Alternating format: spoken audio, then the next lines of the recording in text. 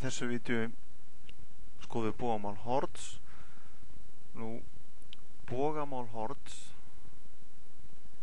það einfallega, kannast ekki, ringurinn 360 gráður og þið kannast ekki gráður, en bogamál Hords önnur leið til að mæla horn, og það sem sagt lengd bogans sem hornið spannar deilt með radíus, sem sagt b deilt með r.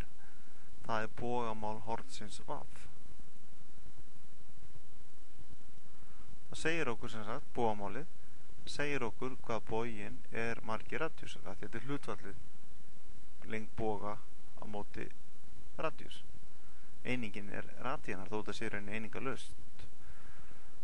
Við tökum dæmi, ef að bogin 5 cm og radíusin 10 cm, þá verður þetta hlutfall 5 á móti 10 sem 0,5, einingalöst, en við segjum 0,5 radíanar, boga einingar. Ef við erum með heilan hring, þá vitum við að ef radíusin r, að ummálið 2π radíus, eða π sem þvermál, og bogamálið þá b deilt með r. Bogin 2π radíus móti r, og það gefur okkur 2π, sem sagt bogamálið 2π.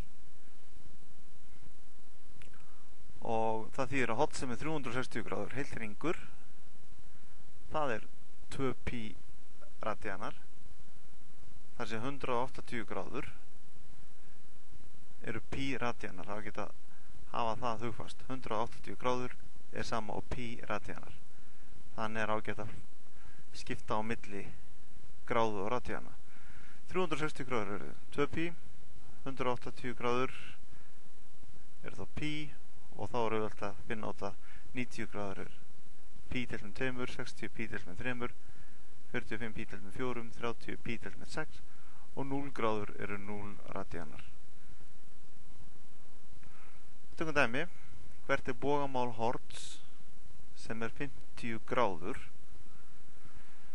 Nú við ætlum að finna bogamálið, þannig að hlutfallið x á móti π, sem í radíunum, allt í radíunum, á að vera sama á hlutfallið í gráðum, þar segja 50 á móti 180. Ef við leysum þessu jöfnu með því að margfalda með π báðum megin, þá fáum við svarið, sem að hérna 5π átjándu, eftir við höfum stytt. 50 gráður eru þá 5π átjándu.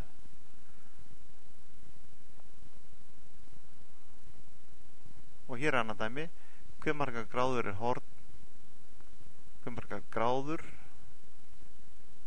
horn sem 2 radíanar. Þá segir við erum í gráðum x á móti 180, á að vera sama hlutfall í radíanar, þess að 2 á móti π, við margföldum með 180 báðum megin, margföldum með rauninni kross, þá fáum við svarið, sem 114,6 gráður.